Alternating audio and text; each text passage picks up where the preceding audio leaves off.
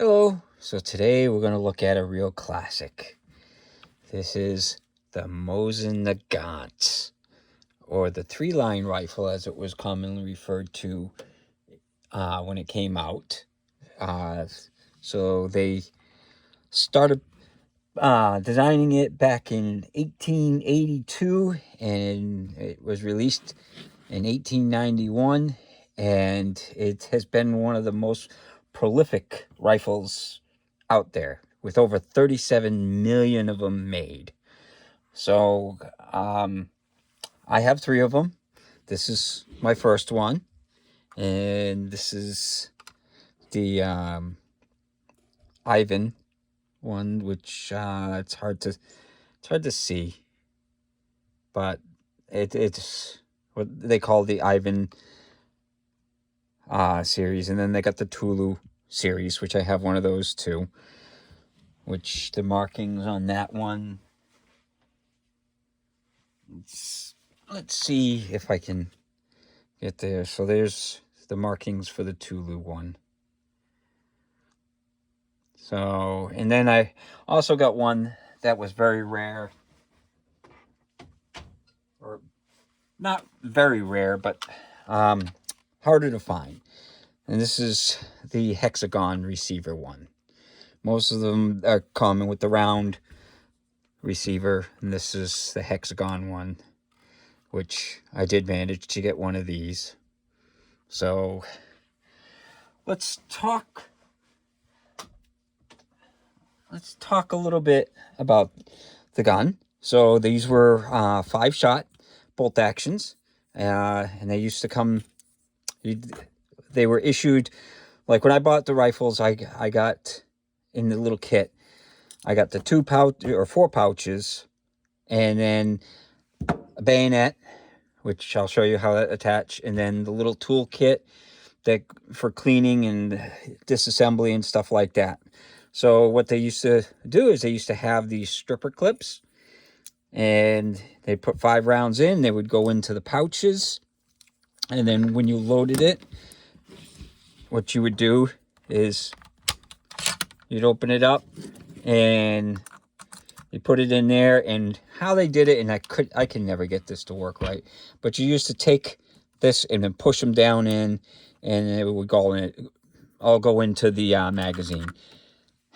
I have tried it. I cannot do it very good. So I tried it out at the shooting range, and I ended up getting some of the rims that were, if the rims go like behind it and you try to work the bolt, they catch. So that's the problem with a rimmed cartridge, which is, this is the cartridge. This is 7.62 by 54R because it's rimmed.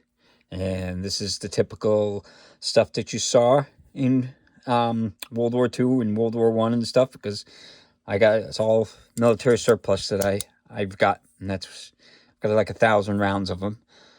So you can get more modern rounds, but I just happen to have a bunch of them.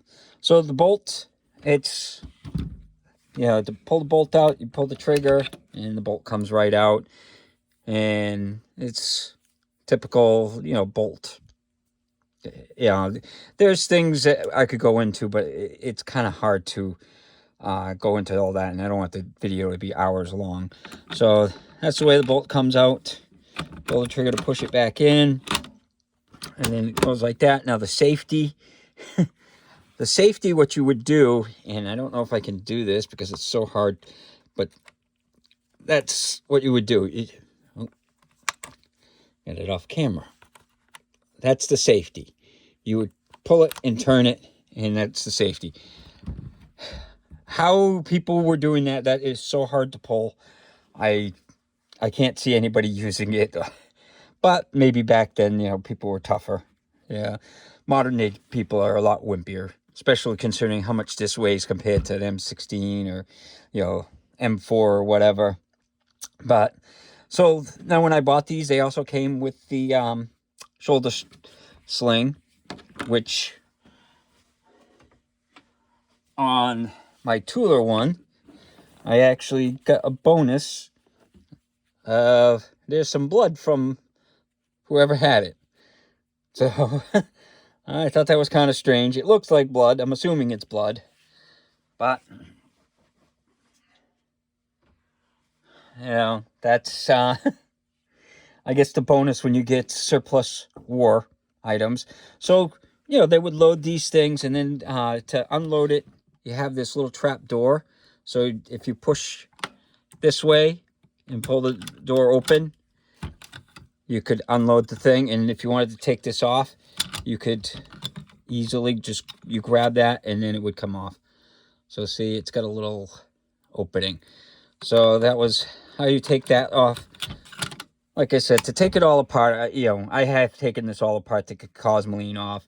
They've got little rings here that you push this in and you can slide the rings off. And there's another one there where you push that and you can slide the things off. So I've taken all the wood off so that way you could clean out all the Cosmoline.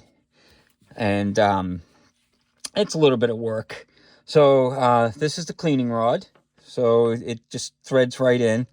And then you can unthread it, and you know they've got these attachments and stuff right there. This is like a cleaning jag. So, and then this has got the little like T thing. There's all kinds of little tools. It had all these tools so you could adjust the firing pins and all this stuff. But like I said, I'm not going to go into all that because it'll take an hour for the video. The sights were. It's hard to do this underneath the camera, but it was just a post with a circle around it to keep it from getting knocked. So this one was painted red. And then you had the rear sights was adjustable, so you could adjust it out to 2,000 meters if you wanted. So you would just squeeze these and move them, and you could adjust it for elevation. So, hitting at 2,000 meters, that would be pretty good if you could hit a person at that. But, I mean, the guns are fairly accurate. It's got a long barrel. I think the barrel is like 48 inches or something like that. This is, you know, one of the things. But they were very, very common. They're still used. I've seen pictures of the Ukrainian war, and people were still using these. Some of the civilians in Ukraine had these because that's all they had for weapons. So they still use them in combat. You'll see people in North Korea for a lot of the show. They used these type rifles, or they have a surplus of them. So they definitely have been around forever. They're really tough guns. They're nearly indestructible. So, then like the bayonet, that adds like probably almost, it's like 1.5 feet. So you add about 18 inches onto the front of it. And this, what they would do is they would just slide over like this, and you push it, and there's a button, and then it turns. And then once it locks in, and then you can, you know, this is the button that you push to lock it in.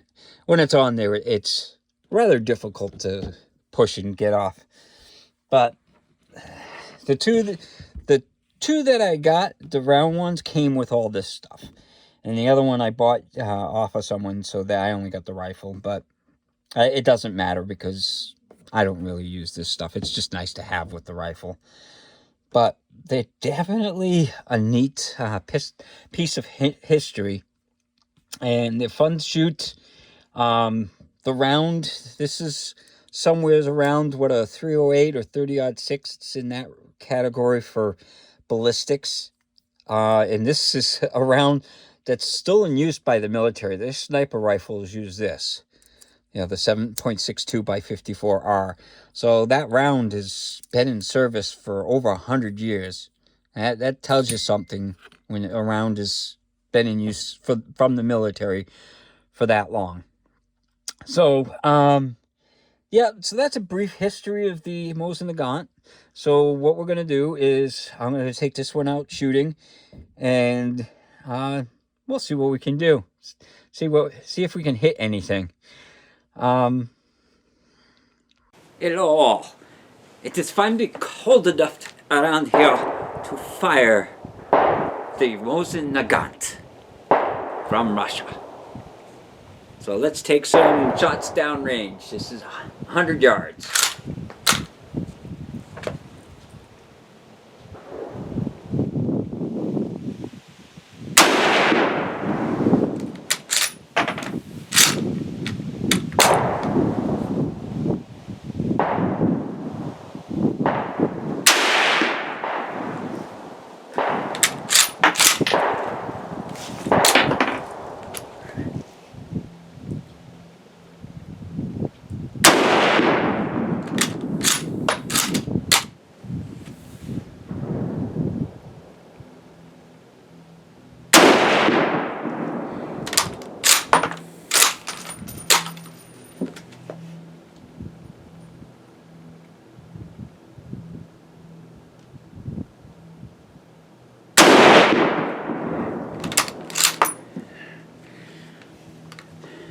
She's got some kick to it. So at 100 yards, you can see the wonderful grouping I got. I managed to only get one on the paper. Okay, after the failure at 100 yards, I'm gonna try it at 50 yards.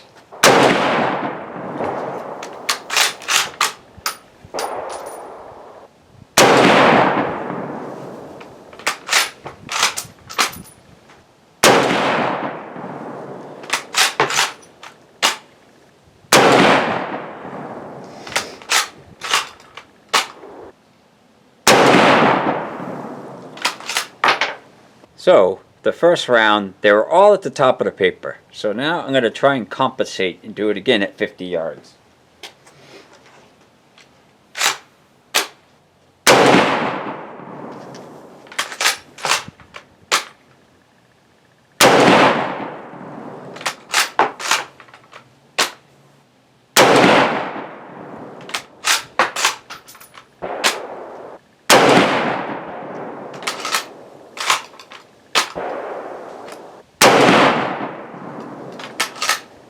Well, it's better, but now it's low. So, at 50 yards, this was my first grouping. It's kind of high. So then I aimed right about here, and my second grouping was down there at 50 yards. Now these are open sights, so that's not too bad of a grouping. I mean, that's not a bad group for a gun that's 70-something years old. This one was made, you can tell when they're made because they have a date stamped there. And this one was in 1944. So the markings are kind of hard to read for what they are, but it says 1944 there. I don't know if you can see it. It says 1944 in a very light marking. So that's when this one was made. So most of the ones I got were like 1943 was the yellow one, and this is 44. So, they got a gun that's like almost 80 years old, and it's still pretty good for accuracy and stuff. But yeah, this is definitely a classic gun that a lot of people bought, and they're an awesome gun. So if you can find one for a decent price, I mean, I paid $125 for the two that I got, and then the hex receiver when I paid $250. Now these are going for like $400 for the round one. So I got it a while back when they first came out, and they were, they had tons of them. Now they're getting to be more rare. People bought them, and they're holding on to them. So they're becoming harder to find. They're not really rare. I mean, like I said, they made, like 37 million of them. So, and they're not going to be super rare, but they're neat. If you're looking for something that just a surplus gun that's just fun, do a little bit of research on it, and you'll find they're a fascinating gun. And they were made by Mosin Nagant, was the person that designed it. So, this is the one I got. So, and it's got a steel buttstock, so if you shoot it, you can feel the recoil. But it's super long. The thing is, with the bayonet, it's as tall as me. I'm short, but it's still as tall as me. But, yeah. So, I hope you enjoyed the video, and I hope you have a good day.